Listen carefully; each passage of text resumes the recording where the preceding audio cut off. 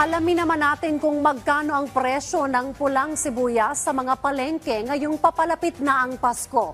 Yan ang ulat ni Clazel Pardilla. Pinaghahandaan na ni Connie ang kaliwat kanang gasto sa papalapit na Pasko. Kaya hinay-hinay muna siya sa pagbili tulad ng sibuyas na sumisirit na naman ang presyo.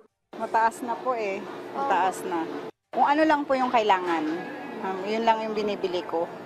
Hindi kagaya dati na pwede kang mag-stock. Sa Litex Market, mula 140 pesos na karaang linggo, pumapalo na sa 200 pesos ang per kilo ng lokal na pulang sibuyas. Habang wala namang supply ng mas murang imported na pulang sibuyas. May mga naghahanap ng mga imported kasi mas mura yung ganun. Lalo na sa mga nagkakantin, ganun. Ang hirap kumuha yung mga supply. Karaniwan umanong nagtataas ang presyo ng sibuyas tuwing papalapit ang holiday season. Pero wag naman anilang umabot sa 700 pesos ang per kilo ng sibuyas gaya na nangyari nakaraang taon. Bigla nagtaas.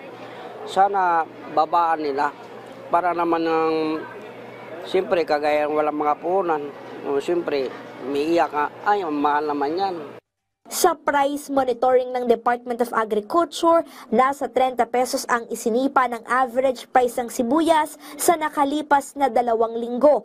Higit 176 pesos ang lokal na pulang sibuyas. Nasa 160 pesos naman ang imported. Giit ng ilang grupo ng magsasaka, masyadong mataas ang benta sa imported, gayong 50 pesos lang naman ang landed cost nito.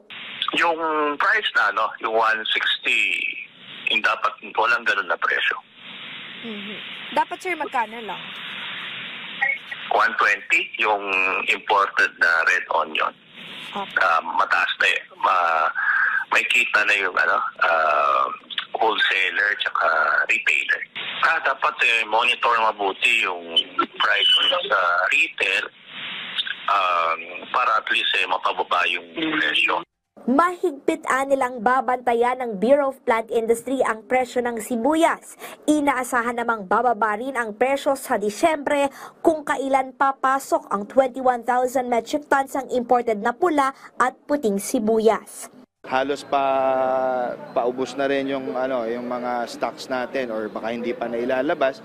We are complementing it with the importation na sapat lang.